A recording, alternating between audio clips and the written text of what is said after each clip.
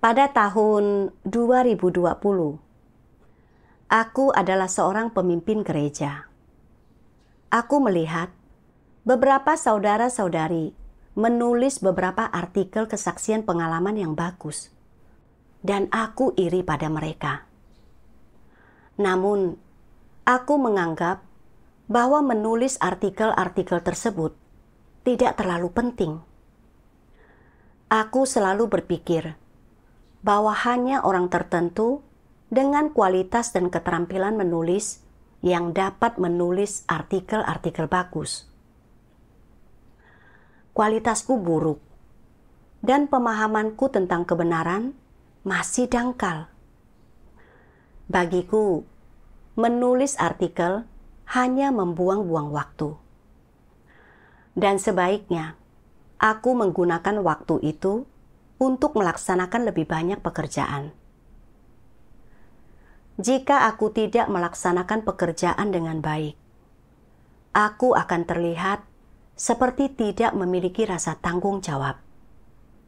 Dan saudara-saudari akan berpikir buruk tentang aku. Selain itu, menulis artikel adalah masalah pribadi. Dan terserah padaku apakah aku akan melakukannya atau tidak. Lebih baik, aku lebih banyak bekerja dan berkumpul agar saudara-saudari akan memuji rasa tanggung jawabku. Oleh karena itu, aku tidak ingin meluangkan waktu untuk menulis artikel. Aku terus hidup seperti itu. Setiap hari hanya fokus melaksanakan pekerjaan dan berkumpul dengan saudara-saudari. Ketika berbagai hal terjadi padaku, aku jarang melakukan perenungan diri. Kadang-kadang, aku dapat mengenali watak rusak seperti apa yang telah kuperlihatkan. Tetapi aku tidak mencari kebenaran untuk menyelesaikannya. Saudara-saudari yang bekerja sama denganku menunjukkan bahwa aku tidak fokus pada jalan masuk kehidupan. Tetapi, aku masih berargumen dengan mereka dan tidak menerimanya. Setelah itu, meskipun aku sibuk menghadiri pertemuan setiap hari, karena aku tidak menganggap penting perenungan diri, pemahaman diri, atau mencari kebenaran, aku tidak memiliki jalan masuk kehidupan.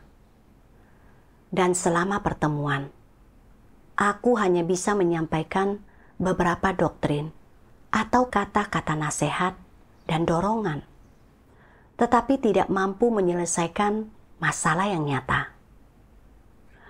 Suatu kali, seorang pengawas mengatakan bahwa dia tidak bisa melaksanakan pekerjaan nyata, bahwa dia hidup dalam keadaan negatif dan tidak ingin melaksanakan tugas pengawasan. Aku tidak dapat melihat akar penyebab kenegatifannya dengan jelas dan tidak tahu bagaimana cara mengatasinya.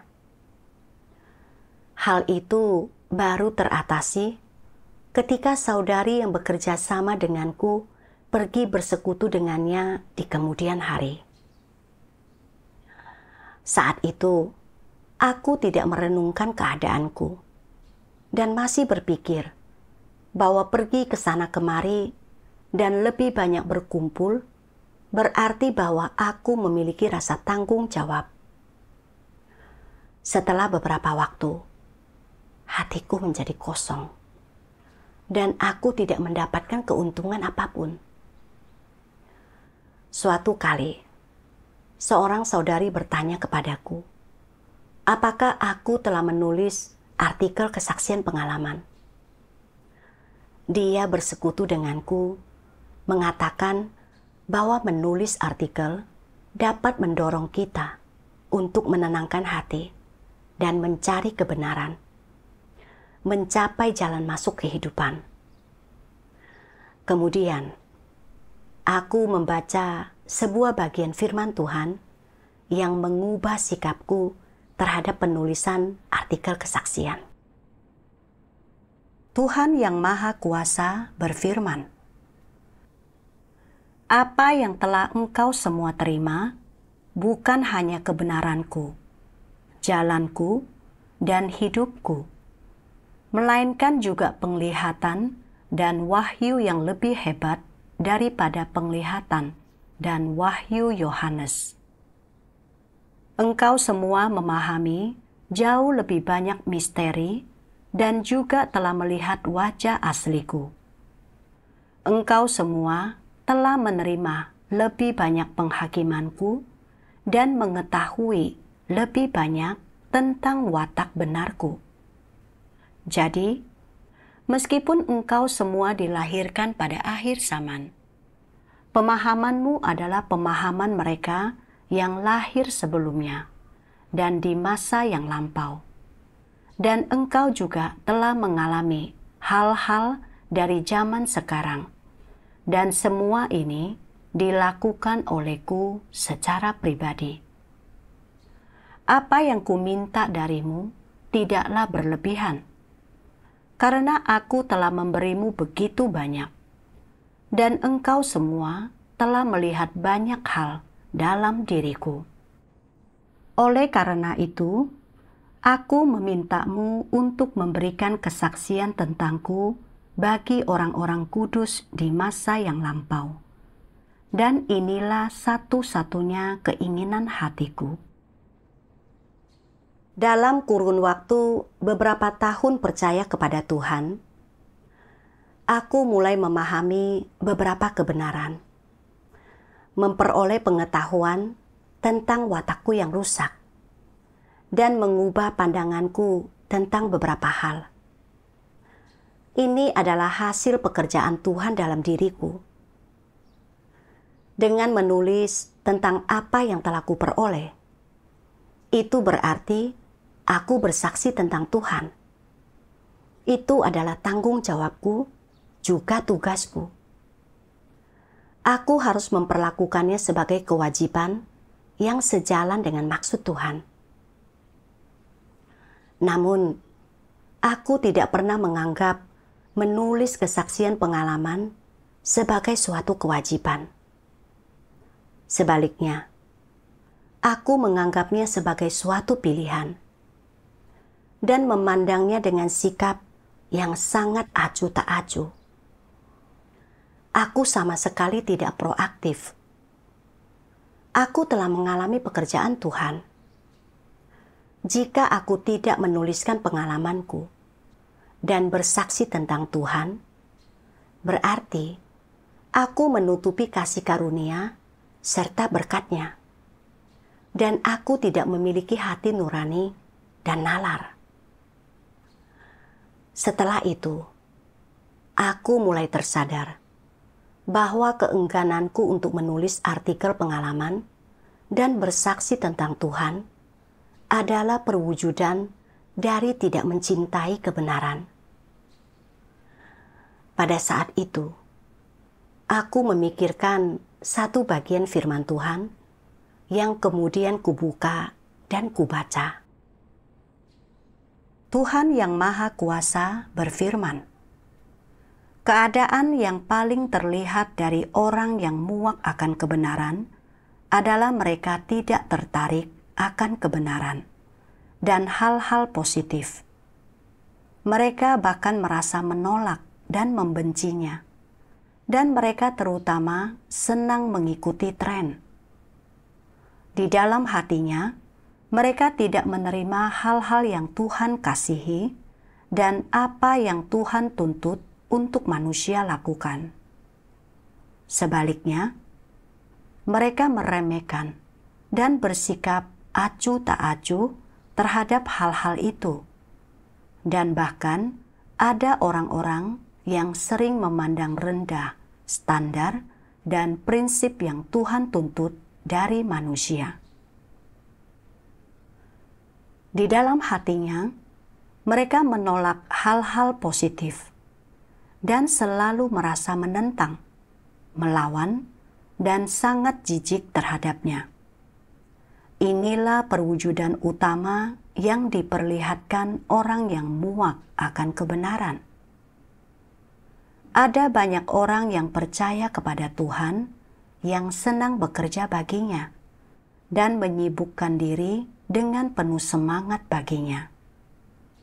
Dan ketika diminta untuk menggunakan bakat dan kelebihan mereka, sehingga mereka dapat menuruti preferensi mereka dan pamer, mereka memiliki tenaga yang tidak terbatas.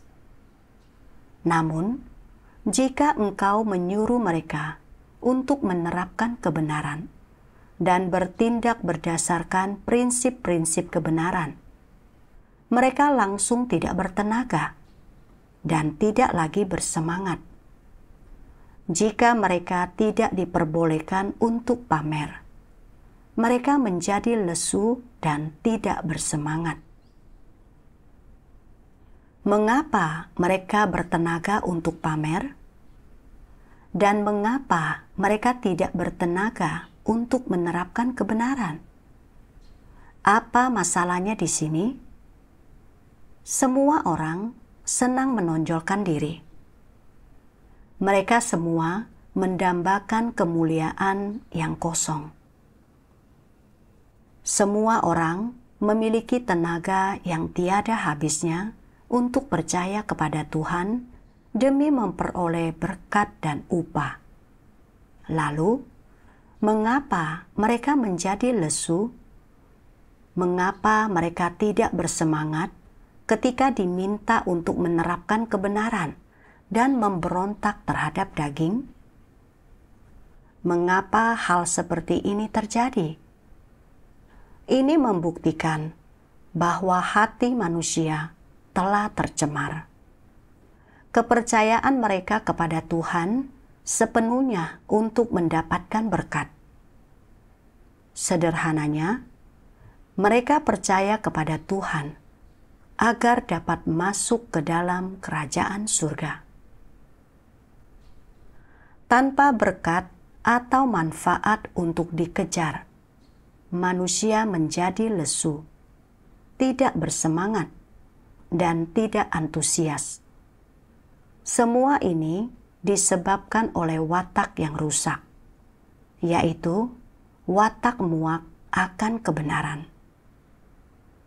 Jika orang dikendalikan oleh watak ini, mereka tidak mau memilih jalan yang mengejar kebenaran. Mereka akan mengambil jalan mereka sendiri dan memilih jalan yang salah. Mereka tahu betul bahwa mengejar ketenaran, keuntungan, dan status adalah hal yang salah. Tetapi mereka tidak mampu hidup tanpa melakukan hal-hal ini, atau tidak mampu mengesampingkannya, dan mereka tetap mengejarnya, menempuh jalan iblis. Dalam hal ini, mereka tidak sedang mengikuti Tuhan, melainkan mengikuti iblis. Semua yang mereka lakukan adalah untuk melayani iblis, dan mereka adalah hamba-hamba iblis. Tuhan menyingkapkan bahwa orang-orang yang muak akan kebenaran lebih menyukai hal-hal negatif daripada hal-hal positif. Begitulah aku dahulu. Jika aku bisa pergi ke sana kemari dan melaksanakan lebih banyak pekerjaan untuk menunjukkan kepada saudara-saudari bahwa aku memiliki rasa tanggung jawab, atau jika aku bisa memamerkan diriku dan membuat pemimpin yang lebih tinggi menganggapku hebat, aku akan mengerahkan segenap upaya untuk itu, tanpa ragu-ragu menghabiskan sebanyak apapun waktu atau tenagaku. Sementara itu, dalam hal menulis artikel kesaksian pengalaman, meskipun aku tahu betul bahwa hal itu sejalan dengan maksud Tuhan dan bermanfaat bagi jalan masuk kehidupanku, aku pikir itu hanya akan menghambat pekerjaanku, dan aku sangat menentangnya. Aku juga mencari-cari alasan dan membuat dalih dengan mengatakan bahwa aku sibuk dengan pekerjaan dan tidak punya waktu untuk menulis. Sebenarnya, itu bukan karena aku tidak punya waktu, melainkan karena naturku yang muak akan kebenaran. Aku tidak ingin menulis artikel, dan aku juga tidak ingin berusaha mengejar kebenaran. Aku menyadari bahwa sikapku terhadap kebenaran sangatlah dingin, dan aku merasa jijik, menentang, serta muak akan hal-hal yang positif.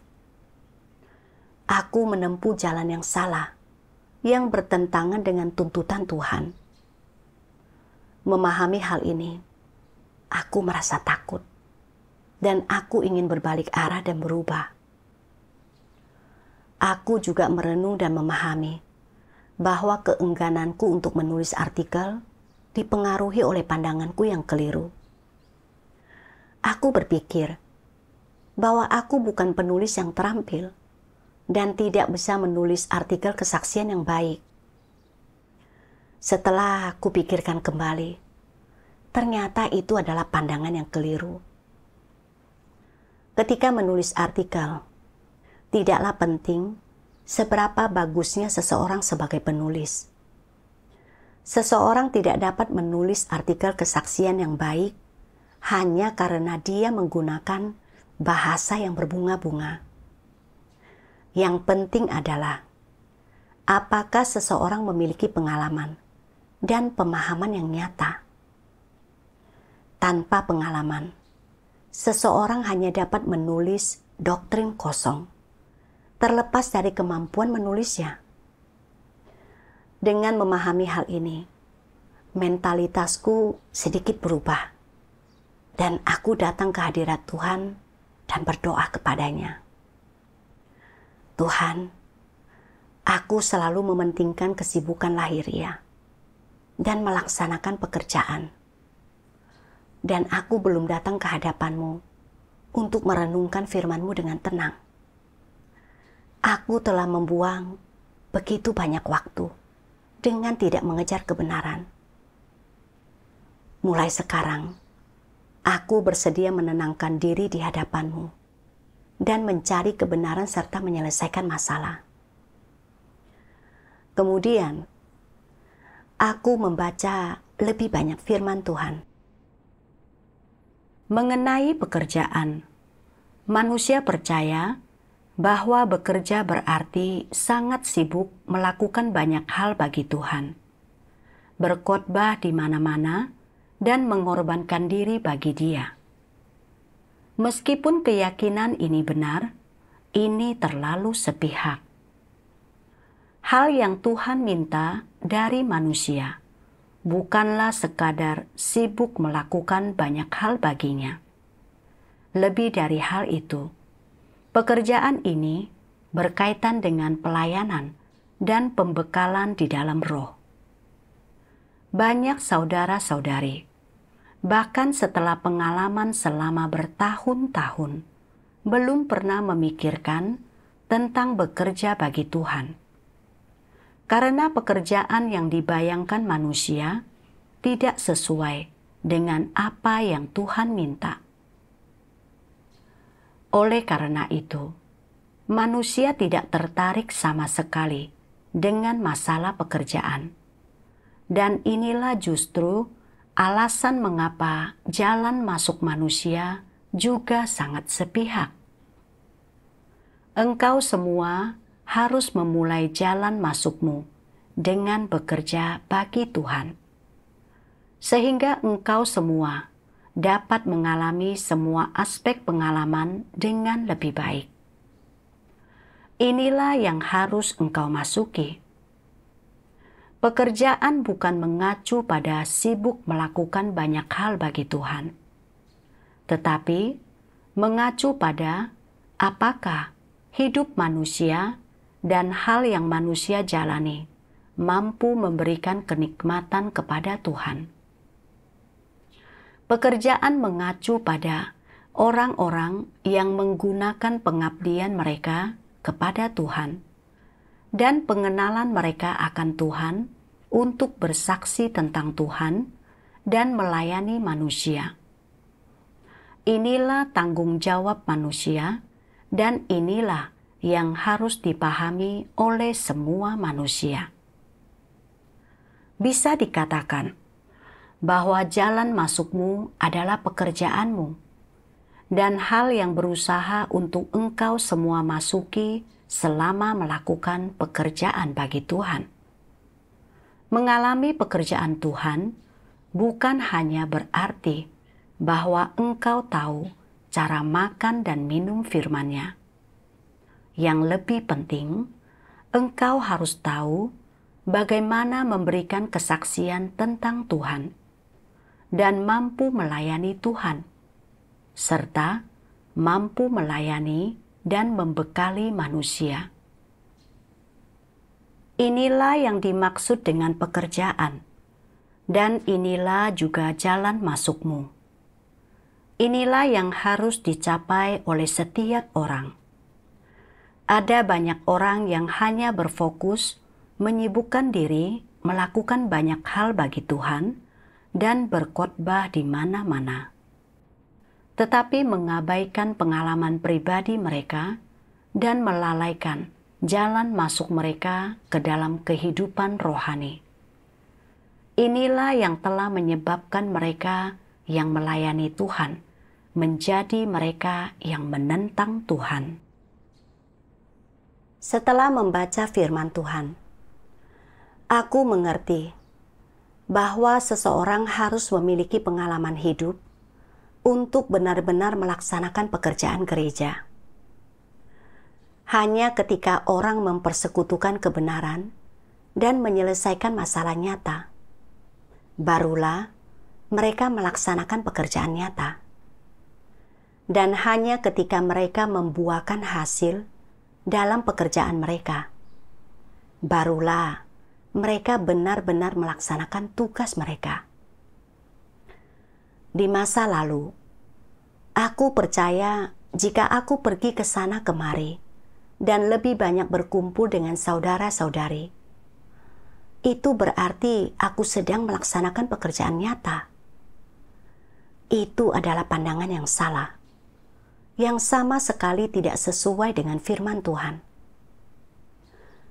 Jika mengingat kembali saat-saat aku berkumpul dan bersekutu dengan saudara-saudari, aku selalu tidak dapat melihat sumber penyebab permasalahannya saat menangani keadaan dan kesulitan mereka. Aku tidak dapat menunjukkan inti dari permasalahannya, hanya menyampaikan beberapa patah kata dan doktrin untuk menasehati mereka, atau menyampaikan kepada mereka beberapa aturan terkait bagaimana harus bertindak, tetapi sama sekali tidak dapat menunjukkan jalan untuk menerapkannya. Tidak peduli seberapa banyak aku bersekutu, ini tidaklah nyata dan tidak akan menyelesaikan masalah saudara-saudari. Saudara-saudari tidak tahu bagaimana cara agar mengalami pekerjaan Tuhan, dan mereka hidup di dalam watak mereka yang rusak ketika menghadapi kesulitan. Mereka tidak dapat berhenti menjadi orang yang negatif dan lemah, dan masalah dalam pekerjaan mereka terus berlanjut. Bagaimana ini bisa disebut melaksanakan tugasku? Aku membodohi dan menipu Tuhan serta saudara-saudari. Baru pada saat inilah aku akhirnya melihat dengan jelas bahwa rasa tanggung jawab yang dangkal bukanlah rasa tanggung jawab yang sejati.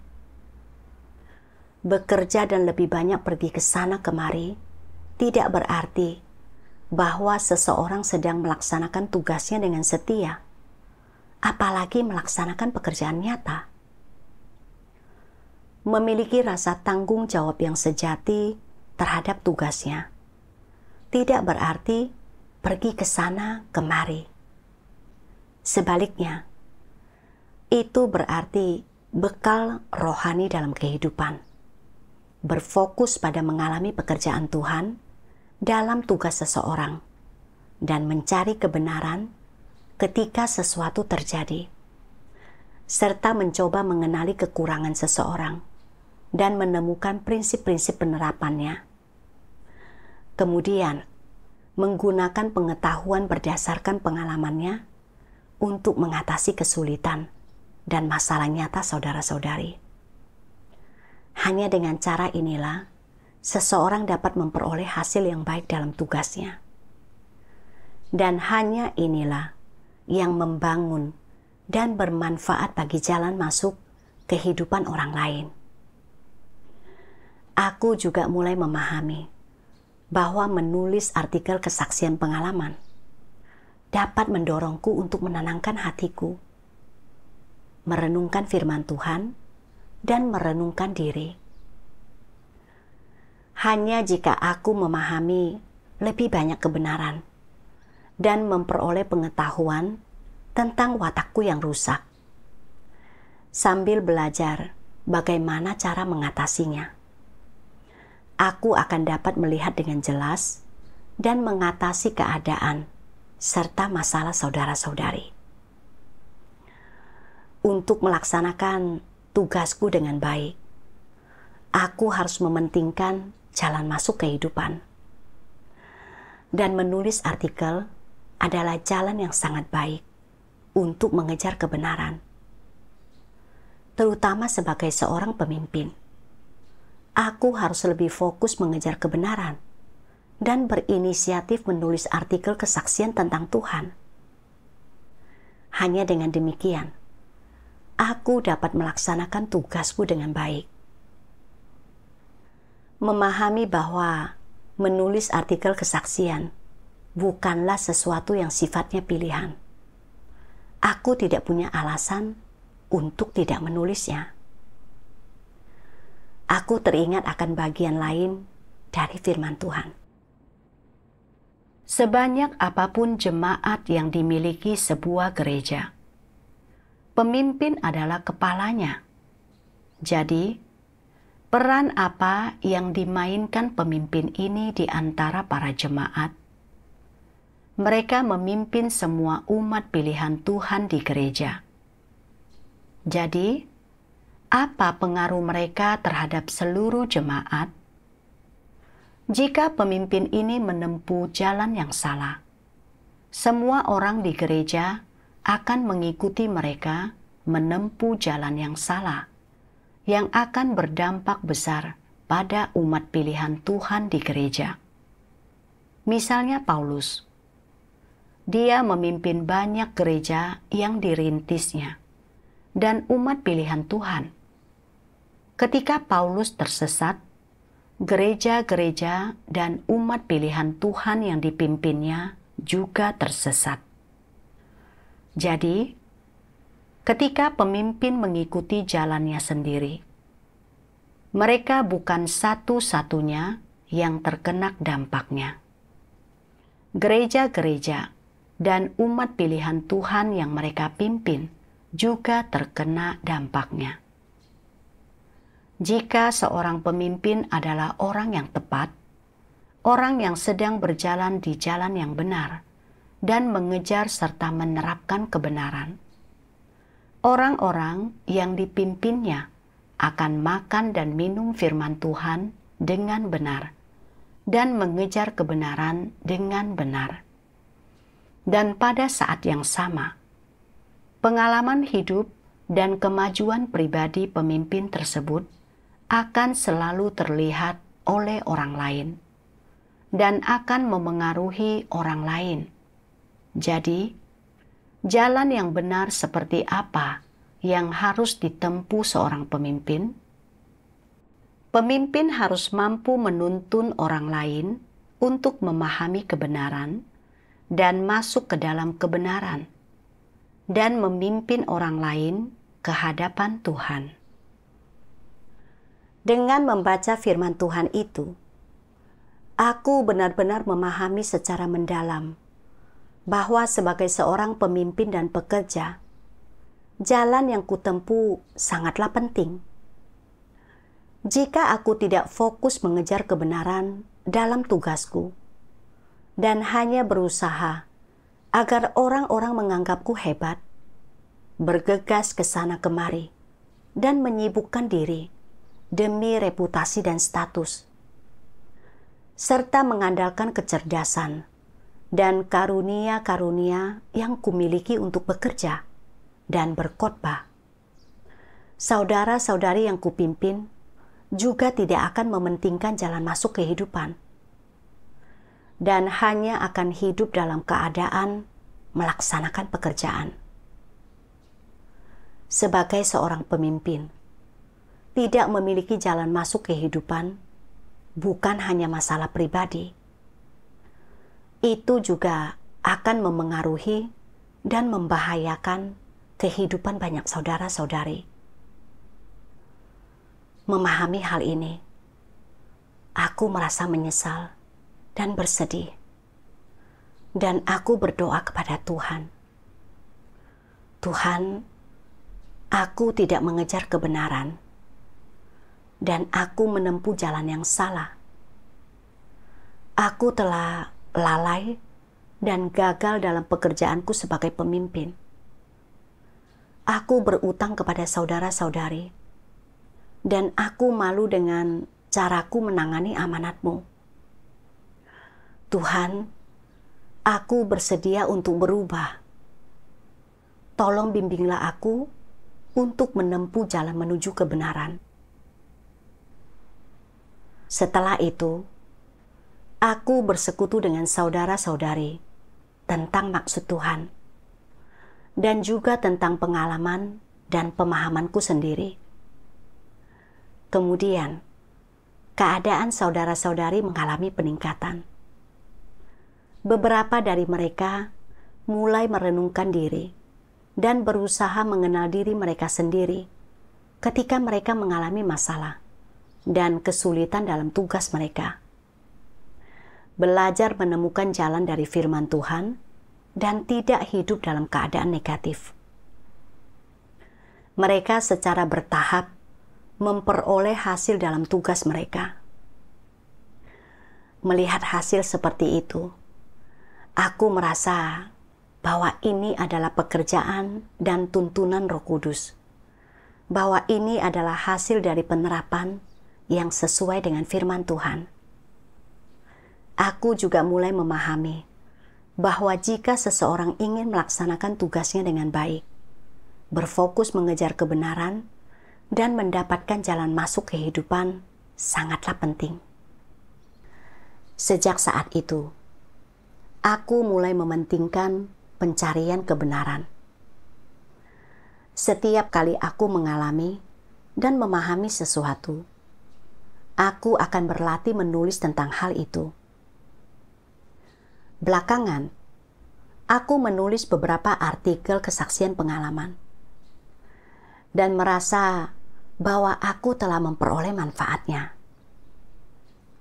Dalam beberapa artikel, aku membahas tentang sudut pandang yang salah dan mencari kebenaran untuk memahaminya.